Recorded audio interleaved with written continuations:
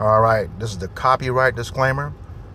Copyright disclaimer under Section 107 of the Copyright Act of 1976. Allowance is made for fair use for purposes such as criticism, comment, news reporting, teaching, scholarship, education, and research. Fair use is a use permitted by copyright statute that might otherwise be infringing. And this video is not for any monetary gain. It is explicitly for the reasons stipulated in the Copyright Act of 1976 under Section 107.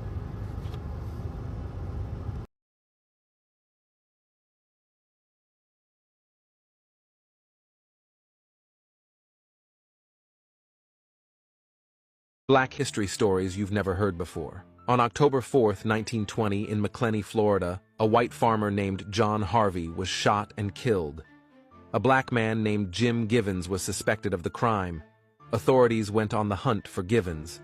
They couldn't find him, but they found his brother Ben Givens and two of his friends, Fulton Smith and Ray Field. The three men were jailed even though they hadn't done anything wrong. After failing to find Jim, a mob of whites decided to kill the three innocent men. At 1 a.m. the next day, they stormed into the jail, kidnapped the men, and drove them to the outskirts of town. They were tied to trees, shot, and killed. The next day, a fourth black man, Sam Duncan, was found dead. He had no ties to Jim or the other three men that were killed. He lost his life for being in the wrong place at the wrong time. After these incidents, many black people fled Macclenny, Florida. None of the people behind the deaths of these four innocent black men were punished. I could find no information about Jim Givens being captured or what happened to him.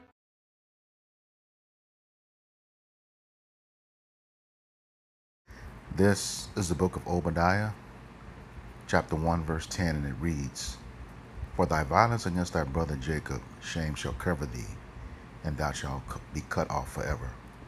Giving all praises, glory, and honor to Yahweh, Bahashem, Yahweh Bahashem, Rahakakwadash. Double honors to the apostles and elders of great millstone who rule well, and teaching us this 100% truth. Salutations to them and my fellow Akim who will labor in this truth week in and week out on the highways and byways. Also, salutations to the hopeful elect of the scattered 12 tribes of Israel, scattered to the four corners of the earth, that be like unto the speckled bird, also known as your Israelite foreigners, and your so-called Negroes, Latinos, and Native Americans. To you, I say Shalom. This is your brother Ayashar Barazal, a prophet of doom from the Indianapolis branch of the Great Millstone, coming back at you with another lesson that is edifying to the elect body of the nation of Israel. All right, with this scripture here, for thy violence against thy brother Jacob, shame shall cover thee, and thou shalt be cut off forever.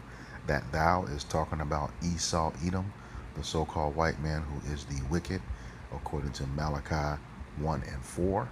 All right, the same man who, at the end of his slavery and punishment, as discussed in Revelations 18, chapter 18, verses 5 and 6, he will be done away with forever.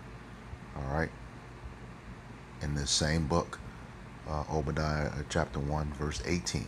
All right, but yes, this is our camps, another installment of our camp series, Call for Thy Violence Against Thy Brother Jacob, where we look at history, both past and present, on what this devil has done to Jake, relentlessly, that perpetual hatred that he has for Jake.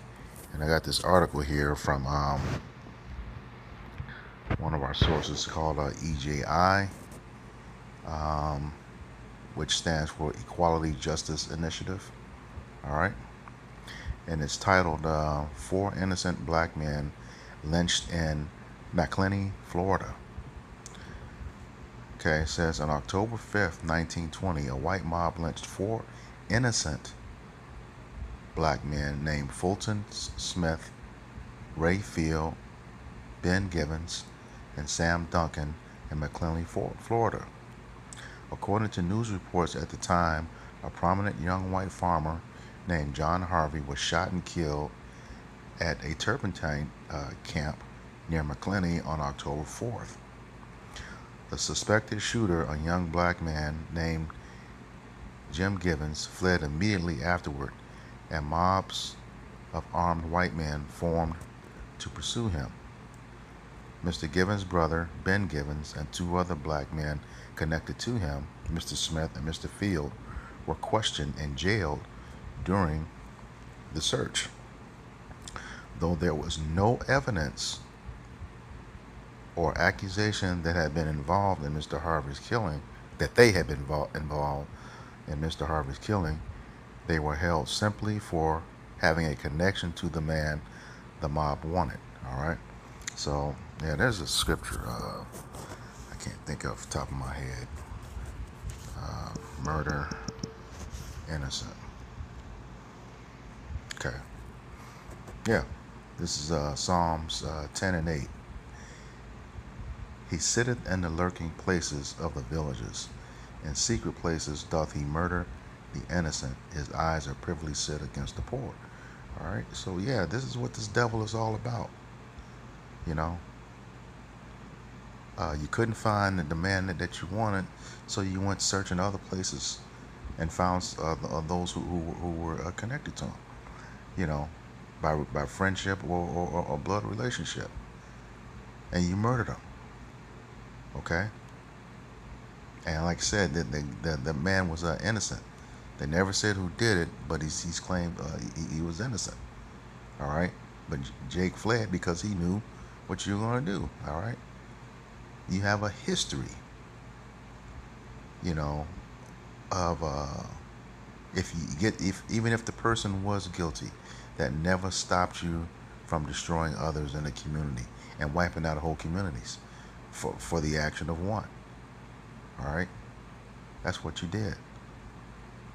You know, your eyes are always privily set on the poor. You know, always watching, always, believing that we're guilty. All right. Let me get that word privily.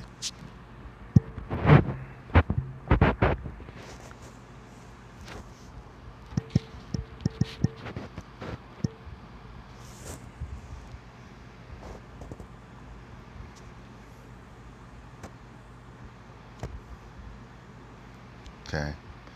Says private, withdrawn, secret, belonging or relating to a person in one's individual rather than official capacity. All right. Admitted as one in sharing a secret.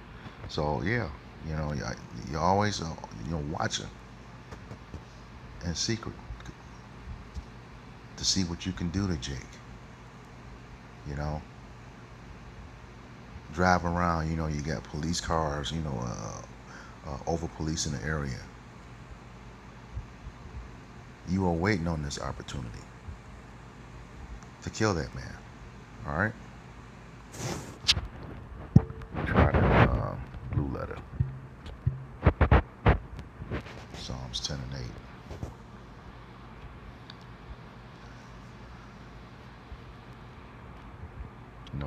Murdering the innocent.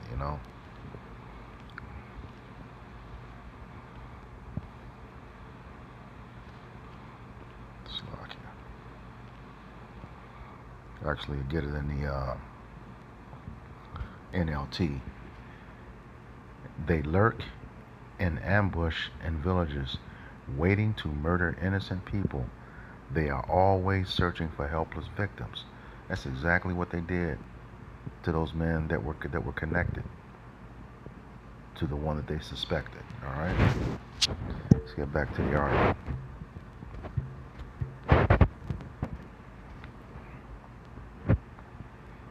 All right.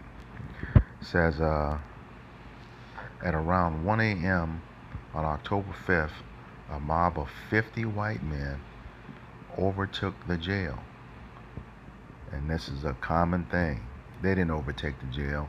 Whoever was over that jail let those men in. This is the same damn story anytime, Jake goes to jail. At that time, a mob overtook the jail. No, you let them in. All right? It says, back in the article, at around 1 a.m. on October 5th, a mob of about 50 white men overtook the jail, seized the three men from their cells, and took them to the outskirts of town, where they tied them to trees and shot them to death. A fourth black man, Sam Duncan, was found shot to death nearby later in the day. He also had no ties to the killing of John Harvey and was thought to have been killed by the mob simply for being a black man who they encountered, which is most likely true. Alright? Most likely true. And they didn't have all the evidence either. This is Sirach or Ecclesiasticus. I want to say 11 and 7, maybe.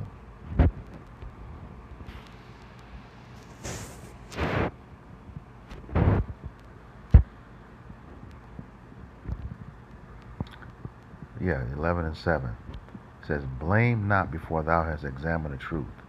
Understand first and then rebuke. So these guys were just held in place in that jail until that mob was ready to kill them. They didn't care about any evidence. None whatsoever. You know, and you see the same thing today. Look at, you got with the whole Captain Kirk thing. Okay, his own people killed him. Who did they do? They blame Jake. They always look to blame Jake. All right, always. No matter who does what, it's the so-called black man's fault. But yeah, blame not before thou hast examined the truth. Understand first and then rebuke. And they have never done that throughout history. You know, they want to close the case, even if they may have the wrong person, in which in a plethora of probably about 100% of the cases where they attacked Jake, they really had the wrong person or had no reason to do it. All right, back to the article.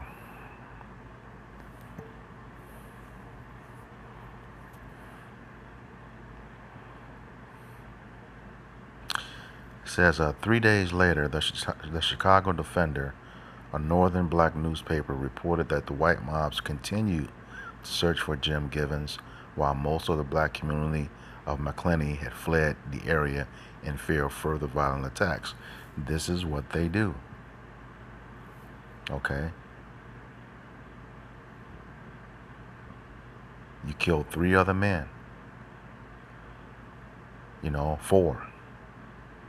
Because you didn't find the one who you said did something and most likely didn't do it. But that's what you do. And you know what I'm saying here now? It's commonplace. Esau is a true coward. You know, you love to either outnumber or outgun Jake, and that's in the scriptures too. Let me grab this Wisdom of Solomon, chapter 2.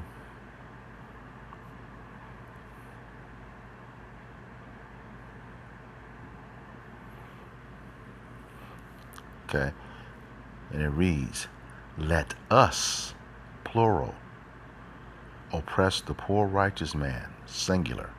You always got to outnumber. Okay, you always have to outnumber Jake. Okay, it says, "Let us oppress the poor righteous man. Let us not spare the widow, nor reverence the ancient gray hairs of the aged." Okay. Yeah, you out here beating up old people. I just saw 2 stories on that. You know, definitely be giving it to the women too. All right. It says, "Let our strength be the just law of justice, for that which is feeble is found nothing worth." Jake's life means nothing. And like you said, let our strength, once again. Plural versus singular. Because, you know, probably about 99.9% of the time, Esau, you know, unless he got some special skill set, you know, he can't handle Jake. He can't handle Jake. All right.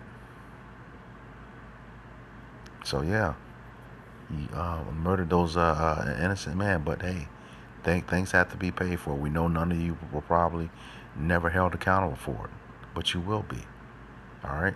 This is Ecclesiastes 8 and 11.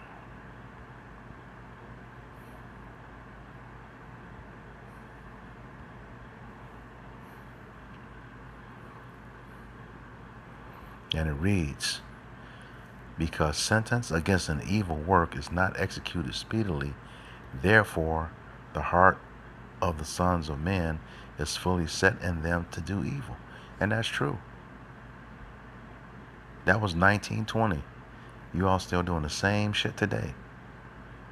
You know, just the last couple of weeks, you just had 5 hangings in the last 2 weeks. All right. So yeah, just because you haven't been judged in this life, don't mean you won't be judged in the next one. All right. And that's true. I'm prove that. Go to Second Ezra and come back to this to those scriptures in Ecclesiastes. Second Ezra 14 and I believe 35, and it reads. So this is for those who think that they get away with their crimes. You do come back and you are judged. Second Ezra chapter 14 verse 35, and it reads, for after death shall the judgment come, when we shall live again. And then the names of the righteous be manifest or made known, and the works of the ungodly shall be declared. Who is the ungodly? Esau, Edom, so-called white man. All right, that's you. Back in Ecclesiastes chapter 8. Okay, this is verse 12. It says, though a sinner do evil 100 times, and his days be prolonged, yet surely I know it will be well with them that fear Yahweh Bashem Yahushai, which fear before him. That's talking about the elect of Israel. Okay, those who fear the Lord. All right. And the ungodly man is you, Esau, Edom. All right. You can claim that fake Christianity all you want to. It means nothing. And we're watching the pseudo church crumble. Okay. That word church comes from the Greek word ecclesia, which means the assembly of Israelite men. Okay.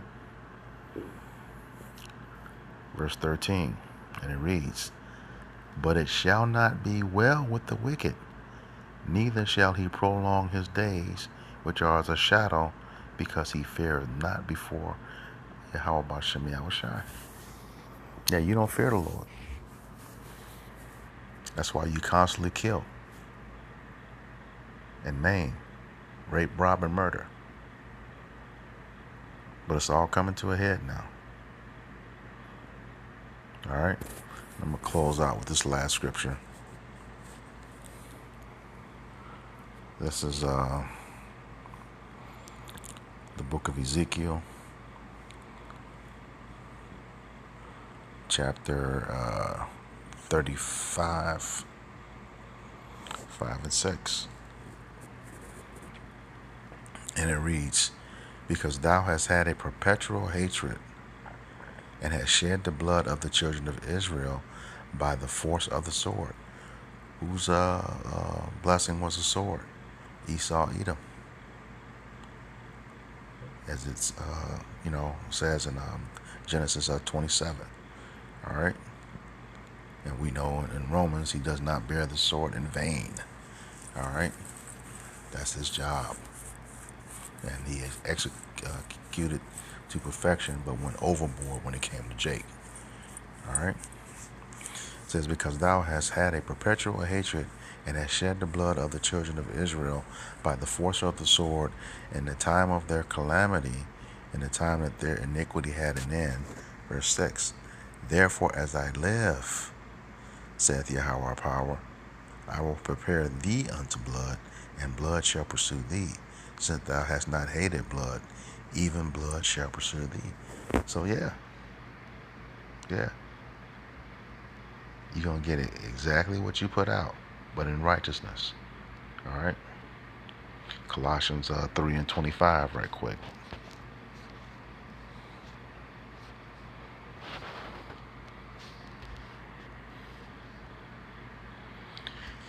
Colossians 3 and 25, and it reads, But he that doeth wrong shall receive for the wrong which ye have done, and there is no respect of persons. All right? It's going to be righteous judgment, you know? And you deserve every bit of it, Esau. You deserve every bit of it. You and your brotherly counterparts over there occupying the land, the thimble hats. Okay?